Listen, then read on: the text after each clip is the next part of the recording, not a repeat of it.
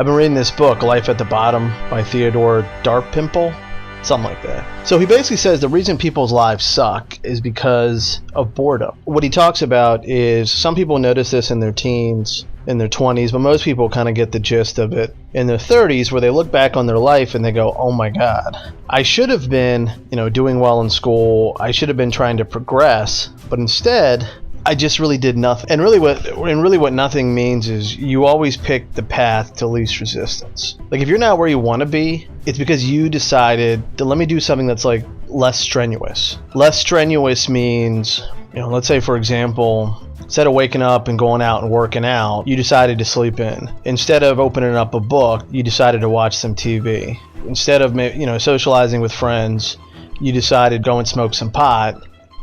And now, even though you don't want to admit it, but you're a pothead. It's kind of how that works. So what he talks about is you have to understand that life isn't about just good times. It isn't about like your memories are all good times. It's actually very tedious and it's very hard. But if you take the tediousness and the hardness and you do it for a while, you'll start to see results. And those results could be like, let's say for example, you went to a trade school and you didn't know anything about the trade, and then eventually at the end, of doing all this homework, doing all these tedious things, you eventually graduated with a certification. You take that certification, or let's say college degree, or whatever, and then you go out into the real world. You start back at the bottom. All right, so as soon as you basically have learned to master schooling, then you start off back at the bottom, and then you have to learn everything all over again. And you have to really put in more time into your work than you did when you were in school. And this not only goes for work, but it goes for personal lives. It goes for your leisure activities. It really just goes for everything. I mean, even if you look at, let's say, for example, some of the most scoundrelous people out there.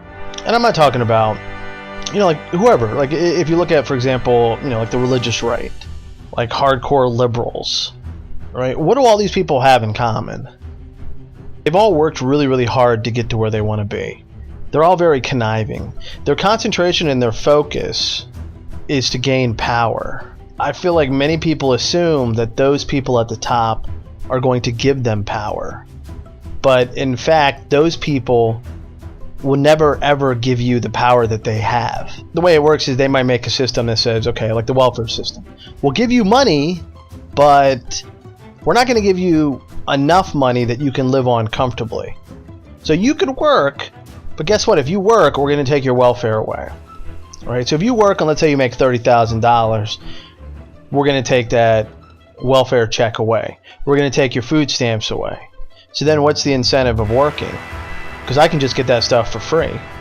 Or maybe it turns out, hey, you know what? I still want to work, but I'll just do something, like in the black market. Maybe I'll sell drugs.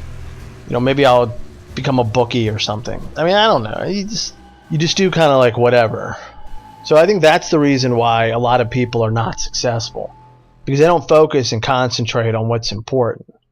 And when you don't focus and concentrate on what's important, you kind of become like, it becomes like a disadvantage to you. Because if you don't use your intelligence for good, then you use your intelligence for stupid things. For example, you're not very smart, you might say, okay, well, I'm going to get in a relationship. And then you get in a relationship with someone who's also not smart like you. And then you end up having a child, which maybe the woman wants because it fills her void of inadequacy. While you, on the other hand, you don't really want to deal with the woman and the kid because you're never really that much in love with her. And you can't be really responsible enough for the kid. Chances are your own father probably left. And it's not like you're going to get a job and support them, because then that's too hard. So what do? You do what you always do. You pick the path of least resistance. And then you just get the hell out of there. And I think that's kind of the problem. And we see that with everyone. And it doesn't have to be like rich or poor. It's just having that mentality. We see it all the time. For example, with politicians, who have everything. They could work a little bit harder to get their constituents what they need. But then they would lose power.